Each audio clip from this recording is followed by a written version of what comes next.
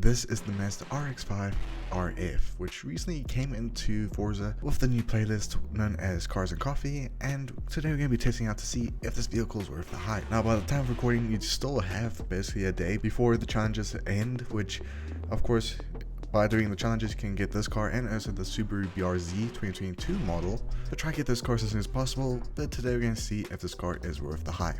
Now, of course, I'm here at the event, which apparently someone has driven past because I see lights are destroyed. But getting straight to first things first about this vehicle is the style. So let's just park in one of these spots and let's see how this thing looks. Now, looking at the front, it does have a nice look to it. Now, of course, this is the latest Miata. Everyone knows what the Miata is. It's a well-known JDM you can go for, and I think it's the most affordable JDM you can go for on the market, besides other cars like maybe the 86 or the BRZ. But this is such a beautiful car. Now, you can indeed see that it is a convertible, so let's just show how fast this convertible is.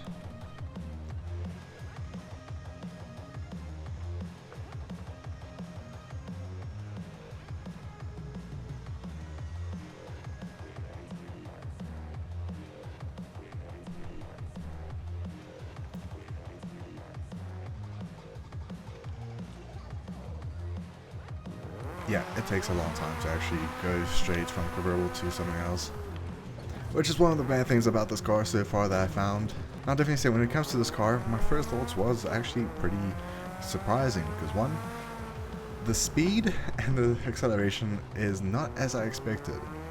Now, of course, we have other MX-5s in the game, and obviously this is the latest one, but I feel like they could have done more to make this car feel faster. I can kind of feel the car right now, and it sounds pretty good. It's one of the things I love about this car is the sound. Now, we're going to just get a bit of a stretch of a road and do the 0 to 100 just to see if you really need to improve the grip or even just in general the acceleration.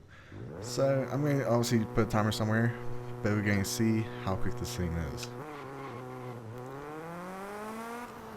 And it's still going, and now it just hit 100. Now, I don't have to have a stopwatch to see that it was a slow 0 to 100. I can already tell that's going to be very slow. Now, another thing about this car, which I think you definitely have to upgrade this vehicle, is going to the top speed. So right now we are on the verge of hitting 170, and I think max this car can do close to maybe 200, which it's not bad, but if you're going to be using this for a lot of street races, it takes you a long time to get to the top speed. So let's see, I'm pretty sure it's max like 250. No, I think we actually almost added 220. You can say about 220 kilometers per hour, which is extremely slow, which I don't think much people really enjoy about this car. Don't get me wrong, this car is beautiful, it's stunning, it does have a nice feel to it. As someone interrupts the video, okay, you can see this car is stunning, but there's a lot of downsides when it comes to the performance.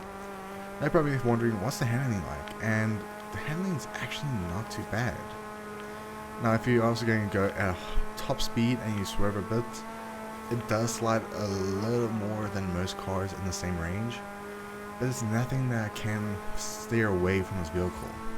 Because of course, every vehicle has a unique style, it has a unique handling, and it's decent with this vehicle. Now we're going to go straight to the auto show to see what type of upgrades you can do to this vehicle in terms of engine swap, or even if there's any body kits, because I'm pretty sure there are some that I saw last time I was using this vehicle. Okay, let's see what type of upgrades you can do to this vehicle. So first we're going to go to conversion. Let's see the engine options. So you also got the stock powertrain. We do have a 3.2 liter i6 or inline 6, 6.2 liter V8. We got a 2.6 liter 4 rotor racing. That actually seems a bit better. I think that's probably the best option so far. And it does give a boost of 509 horsepower, which I think that's going to be a good option to go for if you're going to be upgrading this vehicle. Then we obviously have the 3 liter inline 6T, and then finally we have a 1.6 liter inline 4 turbo rally. So I'll definitely say between these two engines here will probably be the best option. But I think the rotary engine will probably be a better option to go for. Now going straight to, of course you can obviously upgrade this to a all-wheel drive, which obviously depending on what you're going to be using this vehicle, it's not necessary to go all-wheel drive. But going to the body kits, we have one, which is going to be the Rocket Bunny. And it does give a decent look. It gives it obviously a bit of a lip. It does make it a bit of a wide body, which it is actually a wide body kit. Looking at the sides, it does add some holes to the sides.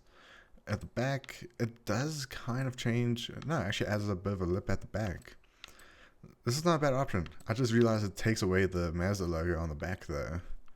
Does it take, wait, does it actually take from the front? No. So this body kit is not too bad, but what about some of the cosmetics you can do? Because obviously aero and that we can do some more customizations. We do have, of course, the Forza Horizon upgrade, which, I mean, it doesn't do much when it comes to Forza's own body kits. It doesn't really do much to it. It just adds, you know, a tow hook and some carbon fiber bits. That's it. Now, what about the spoiler? We have three options. Okay, so we've got the Forza edition, which I think that's a bit too much for this vehicle. We do have the APR Performance, which does look not too bad. Then we have the Rocket Bunny, which obviously matches more of the body paint as well. But those are some of the upgrades you can do to the Mazda RX-5 RF. Now, as we're getting closer to the end of the video, let's go into first person to see the details and just how it feels to drive. I'll definitely say, because most cars in Forza, when you go in first person, you sometimes don't have much of a view at all of where you're driving, and obviously some windows are a lot smaller than others. This is actually a decent size. Now, looking at the interior cosmetics and just overall design they went with for the interior, it actually looks pretty good. And I just noticed there's actually carbon fiber on some of the main parts inside.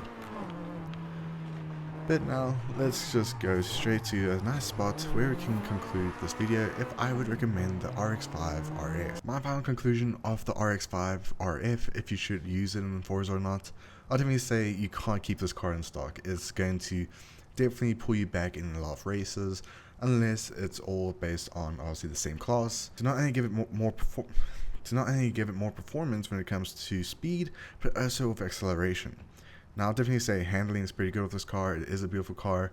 I'll definitely say yes, the whole convertible side of it is just very slow, which I think this is the slowest I've ever seen in this game so far. But you still have to keep in mind, this car is actually not too bad. It's a beautiful car. It's an iconic vehicle in the car industry. But let me know in the comments below, do you think this car is a good option to go for? And if you should actually just use it in stock, or do you think it's definitely needing an upgrade? Well, I hope you guys enjoyed. See you guys next video. Be safe. And don't worry, I will be doing a video on the Subaru BRZ very soon, so stay tuned for that.